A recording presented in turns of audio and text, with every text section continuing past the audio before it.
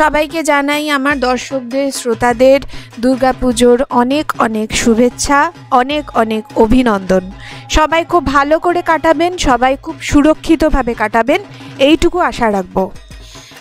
নদিয়া জেলা, আপনারা জানেন পশ্চিমবঙ্গের নদিয়া জেলা মানে পশ্চিমবঙ্গেরই একটি পার্ট নদিয়া জেলা। আমি অনেক পুরনো সময়, ধরুন এই 1944-45 ঠিক সেই সময় তো এইরকম মানে তখন এরকম মানে নদিয়া জেলা বা এইরকম তো ছিল না, তখন সব কিছু আমাদের জানেন সব কিছু অন্যরকম ছিল, কিন্তু এখন বর্তমানে সেটা নদিয়া জেলার মানে মধ্যে পড়ছে।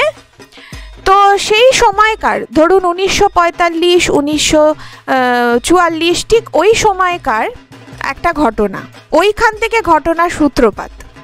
নদিয়া জেলার এক পরিবার, ভট্টাচার্য পরিবার, ব্রাহ্মণ পরিবার, এবং বাড়ির সবাই কিন্তু প্রফেশনালি বা পেশাগতভাবে পৌরোহিত্য করতেন, মানে পুরোহিত ছিলেন। 3 ভাই ছিলেন, বড় ভাই, মেজো ভাই আর ছোট ভাই। 3 ভাই কিন্তু পুরোহিত ছিলেন এবং 3 ভাই 3টে মাটির ঘরে থাকতেন। একই উঠোনে 3টে মাটির ঘর, আর থাকতেন তাদের বৃদ্ধা মা। বাবা মারা গেছিলেন, বাবা অনেক আগেই মারা গেছিলেন। 3 ভাইয়ের মধ্যে খুব সদ্ভাব ছিল কিন্তু, এবং এই পরিবারটি খুব সৎ পরিবার হিসেবে ওই এলাকাতে বা ওই গ্রামে পরিচিত ছিল। এই যে ঘর, এই যে বাড়ি তাদের, এই বাড়ির পিছন দিকে একটা বাঁশ বাগান ছিল, আর এই বাড়ির পাশে ছিল একটা পুকুর। এই বাঁশবাগান আর পুকুরটাও কিন্তু ওনাদেরই ছিল। হঠাৎ করে একদিন পরিবারের যে বড় ভাই, সেই বড় ভাই একদিন একটা স্বপ্ন দেখেন। তিনি দেখেন যে একজন মহিলা, সেই মহিলা লাল পাড় সাদা শাড়ি পরা এবং বেশ লম্বা চওড়া দেখতে এবং পরমা সুন্দরী, ভীষণ সুন্দর দেখতে। সেই মহিলা বড় ছেলের স্বপ্নে আসেন এবং এসে বলেন যে তোদের যে পুকুর আছে সেই পুকুরের ঠিক মাঝখানে একটুখানি মাটি খুঁড়লে তোরা একটা ঘট পাবি, ওই ঘরটাকে তোরা তুলে আন আর ওই ঘরটাকে পুজো কর। বড় ভাই কি করেন, সকালবেলা উঠেই তার সমস্ত পরিবারের সব সদস্যদের সাথে এই কথাটা উনি সবাইকে জানান এবং সবার মতামত জানতে চান। তারা ঠিক করেন যে পুকুরে কিন্তু ডুবুরি নামানো হবে, কারণ পুকুরটা ছিল অনেকটাই গভীর, ডিপ। পুকুরে ডুবুরি নামানো হয় এবং একদম ঠিক যেইখানে বলা হয়েছিল, যেই জায়গাটাতে, ঠিক পুকুরটার মাঝখানে একটা পিতলের ঘট পাওয়া যায়। একটুখানি মাটিটা সরিয়েই একটা পিতলের ঘট পাওয়া যায়। তো মাটি দিয়ে একটা বেদি বানানো হয় এবং সেই বেদিতে সেই ঘট বসানো হয় এবং মা দুর্গার পুজো করা, এবং ওনাদের ধারণা হয় যে মা দুর্গাই এসেছিলেন। এবং এই যে ঘটনাটা ঘটেছিল, এই ঘটনাটা কিন্তু দুর্গাপুজোর ঠিক আগেই ঘটেছিল আর কি। হয় গ্রামের বিভিন্ন মানুষ কিন্তু এই পুজো দেখতে আসতেন এবং এই রকম ভাবে এই পুজো খুব বিখ্যাত হয়ে যায় সেই গ্রামে, মানে পাশাপাশি কয়েকটা গ্রামেই কিন্তু এই পুজোটা খুব বিখ্যাত হয়ে যায়। এই রকম ভাবে মোটামুটি বছর 10, বছর 12 কেটে গেল। ইতিমধ্যে বড় ছেলে যিনি ছিলেন তিনি গত হয়েছেন, তিনি মারা গেছেন। এখন পরিবারের মাথা মেজো ছেলে আর ছোট ছেলে আছে, তাদের পরিবার আছে। তাদের পরিবারে যে মা ছিলেন তিনিও মারা গেছেন। হঠাৎ করে ছোট ছেলে একটা স্বপ্ন দেখেন। উনিও স্বপ্নে সেই মহিলাকে দেখেন, তার দাদা যাকে দেখেছিলেন বলেছিলেন যে একজন সাদা শাড়ি লাল পাড় এরকম একজন মহিলা, যিনি খুব খুব সুন্দরী এবং বেশ লম্বা চওড়া দেখতে, এরকম একজন মহিলা সামনে এগিয়ে আসছেন এবং বলছেন যে আমি খুব খুশি তোদের পুজোতে, তোদের যে পুকুর আছে সেই পুকুরের মাঝামাঝি যেখানে তোরা ঘট পেয়েছিলিস আমার, সেইখানে আরেকবার খুঁজে দেখ, সেখানে আমার একটা মূর্তি পাবি তোরা। সেই মূর্তিটা তুলে আন এবং সেই মূর্তিটাকে ঘটের সাথে প্রতিষ্ঠা কর। তো এবার এরকম ঘটনা যেহেতু আগে একবার ঘটেছে, তো অবিশ্বাস করার তো কোনো ব্যাপারই নেই। যথারীতি ডুবুরি নামানো হয় এবং দেখা যায় যে ওই যে ঠিক যেই জায়গাটা থেকে ঘট পাওয়া গেছিল, ঠিক সেই জায়গাটাতে একটা পিতলের মূর্তি, মা দুর্গার মূর্তি, মানে দশভুজা মা দুর্গার মূর্তি। তো সেই মূর্তিটাকে তুলে আনা হয় এবং সেই মূর্তিটাকে তুলে এনে তাকে পরিষ্কার করে সেই ঘটের সাথে রাখা হয় এবং তাকে পূজা করা হয়। এই হচ্ছে এই ভট্টাচার্য পরিবারের মা দুর্গার যে ইতিহাস, মা দুর্গার পুজোর, মানে এই রকমভাবে শুরু হয়েছিল পুজোটা। তারপরে অনেকগুলো বছর কেটে গেছে। তবে এরপরে আমি একদম চলে আসব 2007-08 সালে। ওই সময় তখন ভট্টাচার্য পরিবারের 2 ছেলে 1 মেয়ে জীবিত। তার নাম অন্বেষা ভট্টাচার্য, মানে বিয়ে হবার পরে ওনার টাইটেল চেঞ্জ হয়, যাই হোক। আর ছোট ছেলে হচ্ছে অনিমেষ ভট্টাচার্য। অনিমেষের বিয়ে হয়, মানে অনিমেষ ছোট ছেলে, তার বিয়ে হয় এবং তার বউ খুব সুশ্রী এবং খুব শিক্ষিতা, খুব ভালো। তখনও কিন্তু ওই ভট্টাচার্য পরিবারে দুর্গা পুজো ঠিক সেরকমভাবেই চলতো, অর্থাৎ বনেদি বাড়ির পুজো বলতে আমরা যা বুঝি আর কি। তবে স্ট্রাকচারটা আগের মতো ছিল না, কারণ মাটির ঘর তো আর এখন নেই। মাটির ঘর উঠে এখন সিমেন্টের 3 তলা ঘর হয়ে গেছে, 3 তলা বাড়ি হয়ে গেছে, রীতিমতো ফ্ল্যাট সিস্টেমের বাড়ি হয়ে গেছে। এবং তার সামনেই আছে দুর্গা মন্দির। মানে এখন কিন্তু সেটা শুধু ভট্টাচার্য পরিবারের পুজোর মধ্যে কিন্তু ওইটা সীমাবদ্ধ নেই, পুরো গ্রামের পুজো ওটা হয়ে গেছে। তো যাই হোক, ওখানে কেউ থাকে না এখন, ওই বাড়িতে কেউ থাকে না, সবাই কলকাতাতে বিভিন্ন জায়গায় সেটেলড। 3 ভাই বোনই, অরুণেশ, অন্বেষা এবং তাদের ছেলে মেয়েরা এবং অনিমেষ, প্রত্যেকেই কিন্তু কলকাতায় এবং তার আশেপাশে সেটেলড এবং ওয়েল এস্টাবলিশড। কিন্তু তা সত্ত্বেও তারা এই পুজোটা চালিয়ে যাচ্ছেন প্রতি বছর। এখন কি হয়, প্রতি বছর এক একজনের পালা পড়ে। মানে ধরুন প্রথম বছর, 1 বছর ধরুন বড় ভাই অরুণেশ দায়িত্ব নিল। পরের বছর বোন যে আছে তাকেও দায়িত্ব নিতে হয়, মানে সে বিবাহিতা হলেও তাকে দায়িত্ব নিতে হয়। এবং তারপরে যে ছোট ভাই অনিমেষ, তার মানে এরকম পালা করে করে এক এক বছরে এক একজনের পুজোর ভার পড়ে। অর্থাৎ সে পুজোটাকে, যেটাকে আমরা বলি স্পন্সর করা, সেটা সে করে। তো অনিমেষের বিয়ে হওয়ার মোটামুটি বছর খানিকের পরেই অনিমেষের এই পুজোর পালাটা পড়ে। যেই সময় পুজোটা পড়েছে সেই সময় অনিমেষের স্ত্রী ওই সময় গর্ভবতী এবং 6 মাসের বেশি গর্ভবতী। কিন্তু একটা খুব বাজে ঘটনা ঘটে গেছে এর মধ্যে। বাজে ঘটনা মানে ডাক্তার বলেছে, অনেক পরীক্ষা নিরীক্ষা করে, অনেক টেস্ট করে ডাক্তার বলেছে যে যে বাচ্চা আসছে সেই বাচ্চার কোনো না কোনো জন্মগত ত্রুটি থেকে যাবে। বুঝতেই পাচ্ছেন আগত সন্তান, বাবা মায়ের কি মানসিক অবস্থা হতে পারে যে আমার সন্তান পৃথিবীতে আসছে একটা জন্মগত ত্রুটি নিয়ে। যাই হোক, সবাই ওই গ্রামের বাড়িতে পঞ্চমীর দিন পৌঁছে যায়। পঞ্চমীর দিন আসে এবং ষষ্ঠী, সপ্তমী খুব সুন্দরভাবে পুজো হয়।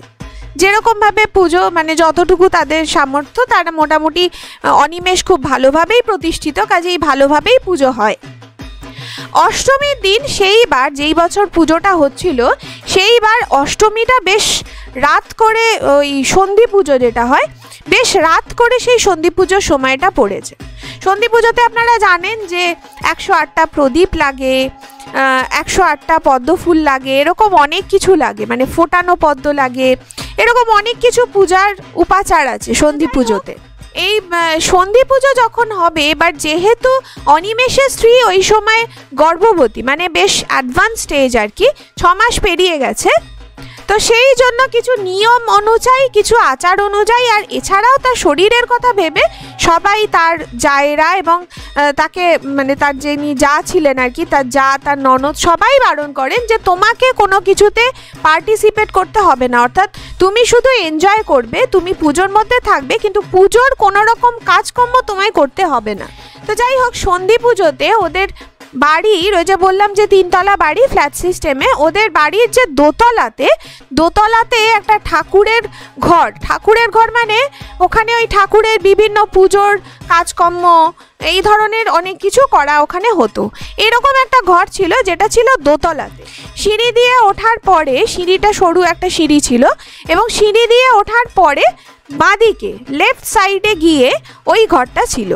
ওই ঘরটার সামনে যদি কেউ দাঁড়ায় তাহলে সে কিন্তু সিঁড়ি দেখতে পাবে না। এবারে যেহেতু তার সদ্য সদ্য বিয়ে হয়েছে, বয়সটা অল্প, তারও তো ইচ্ছা করে যে আমি পুজোতে একটুখানি কিছু অ্যাটলিস্ট করি, কিন্তু তাকে তো করতে দেওয়া যাবে না। সেই জন্য সে বলেছে ঠিক আছে আমি তাহলে ঘরে ঢুকবো না, আমি তাহলে ঘরের বাইরে বসে থাকি চেয়ারে, ঘরের বাইরে বসে বসে তোমরা কাজ করো, আমি তোমাদের একটুখানি দেখি।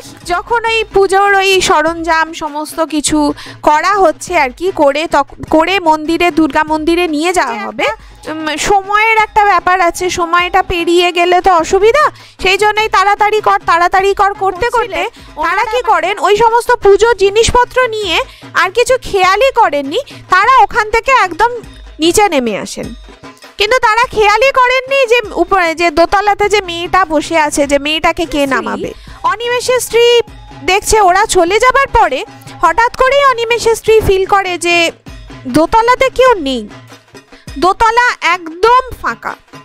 পিছন দিকে তাকিয়ে দেখে লম্বা বারান্দা, টিউবলাইট জ্বলছে, কিন্তু একটা ঘরেও কেউ নেই, বোঝাই যাচ্ছে যে সমস্ত ঘর ফাঁকা, কেউ নেই। তো উনি যেই সময়টাতে উনি উঠতে যাবেন, চেয়ার থেকে আস্তে আস্তে উঠবেন ধরে ধরে, উনি হঠাৎ করে শুনতে পান যে 3 তলার থেকে, অর্থাৎ ওপর থেকে সিঁড়ি দিয়ে কেউ একটা নূপুর পরে নামছে। নূপুর মানে সরু নূপুর নয়, বেশ জোরালো আওয়াজ সেই নূপুরের। উনি শুনলেন যে উপর থেকে নিচের দিকে নামলো এবং ল্যান্ডিংটাতে অর্থাৎ দোতলাতে এসে সেই আওয়াজটা কিন্তু থেমে গেল। উনি ভেবেছেন যে কেউ হয়তো ওপরে ছিল, ওই জন্য সে দোতলাতে এসেছে, সে হয়তো একা আছে, ওই জন্য তাকে নিয়ে যেতে এসেছে। উনি ডাক দেন, কে কে, কেউ এসেছে, কিন্তু কোনো সাড়া পাওয়া যায়নি। তো কয়েকবার ডাকার পরে উনি চুপ করে গেছেন। উনি ভাবছেন যে তাহলে কি হলো ব্যাপারটা, নিচে তো গেল না আওয়াজটা, এখানে এসে থেমে গেল। তাহলে আমি একটা কাজ করি, আমি নিজে নিজে একটুখানি ওঠার চেষ্টা করি, গিয়ে দেখি কে এসেছে। যেই মুহূর্তে উনি উঠতে যাবেন, দরজাটা ধরে আস্তে আস্তে উনি উঠছেন, ঠিক সেই মুহূর্তে সে অনিমেষের স্ত্রী ফিল করেন যে ওনার শরীরটা প্রচণ্ড ভারী হয়ে আসছে। উনি চেষ্টা করেও কিন্তু উনি ওই দরজাটা ধরে উনি উঠতে পারছেন না। একটা নিশাচ্ছন্ন একটা অবস্থার মধ্যে উনি চলে যান, কিরম একটা যেন ঘোর ঠিক অজ্ঞান হওয়ার সময় যেরকম লাগে, শরীরটা ওনার খারাপ করতে থাকে, মনে হচ্ছে যে অজ্ঞান হয়ে যাব।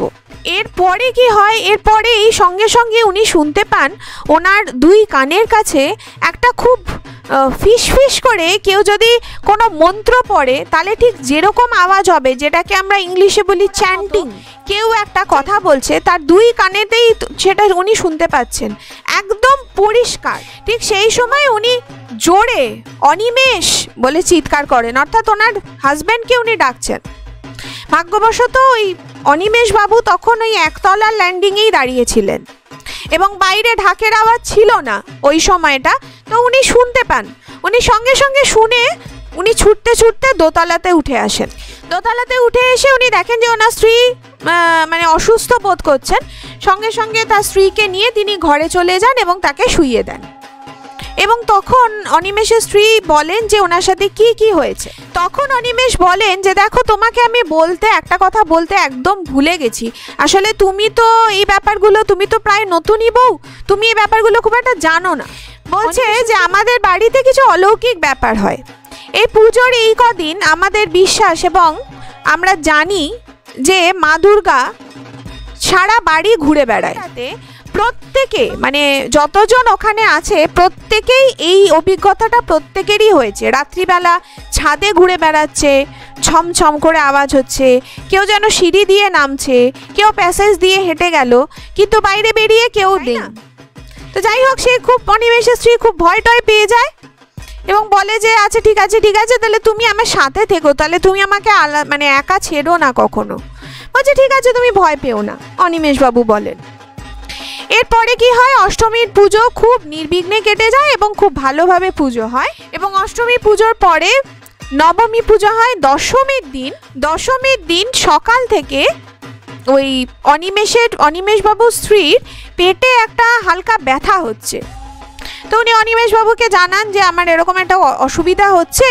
তো সঙ্গে সঙ্গে ঠাকুর বিসর্জনের পরেই ওনারা লেট করেননি, কারণ যেহেতু একটা কমপ্লেক্সিটি অলরেডি ছিল, একটা অসুবিধা, একদম ডিরেক্ট চলে আসেন কলকাতাতে। কলকাতাতে আসার পরে বিভিন্ন ইউএসজি এই সমস্ত করে টোরে ডাক্তার বলেন যে হ্যাঁ কোনো অসুবিধা নেই, সব কিছু ঠিক আছে। এবং যেই অসুবিধাটা ছিল সেটা ডাক্তার তখনও বলেছিলেন যে একটা জন্মগত একটা ত্রুটি একটা থাকবে বাচ্চা। তো কয়েক মাস পরেই ওনার ডেলিভারি হয় এবং উনি একটি পুত্র সন্তানের জন্ম দেন। এবং যেই সময়ে সবাই অপারেশন থিয়েটারের বাইরে অপেক্ষা করছিল এইটা শোনার জন্য যে বাচ্চা কেমন আছে এবং তার জন্মগত ত্রুটিটা ঠিক কী, এবং বলেন যে এখনো পর্যন্ত আমরা বাচ্চার কোনো ত্রুটি দেখতে পাইনি এখনো পর্যন্ত।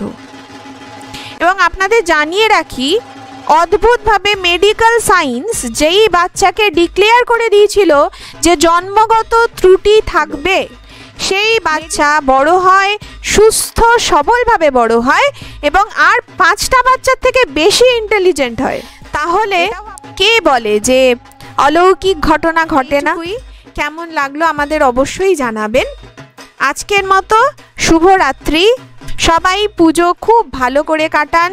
শুভ পঞ্চমী আর শুভ ষষ্ঠীর জন্য আগাম অভিনন্দন। নমস্কার।